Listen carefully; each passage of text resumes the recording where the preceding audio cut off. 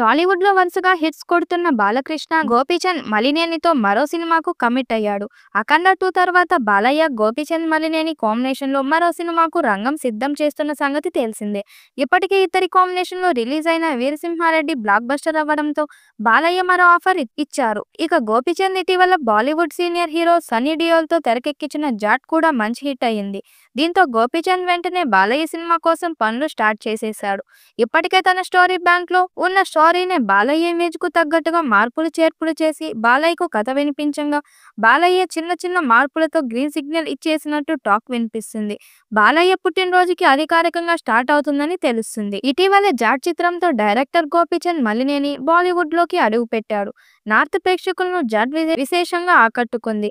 Box office వద్ద ఘన విజయాన్ని నమోదు చేసింది.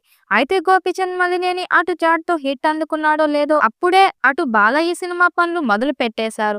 ఆల్రెడీ కథ సిద్ధంగా ఉండడంతో బాలయ్య ఇమేజ్ గా తగ్గట్టుగా స్క్రిప్ట్ వర్క్ పూర్తి చేశారట. ఇక జూన్ 8న ఈ చిత్రాన్ని ప్రారంభించాలని సన్నాహాలు జరుగుతున్నాయి.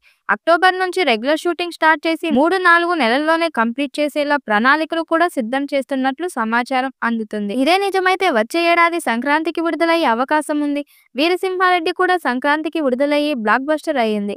వీరిద్దరి కాంబినేషన్ లో ఇచ్చిన వీరసింహారెడ్డి సినిమాకు బాక్సాఫీస్ వద్ద అదిరిపోయే రెస్పాన్స్ రావడంతో మళ్ళీ అదే కాంబినేషన్ ను రిపీట్ చేస్తున్నారు నిర్మాతలు.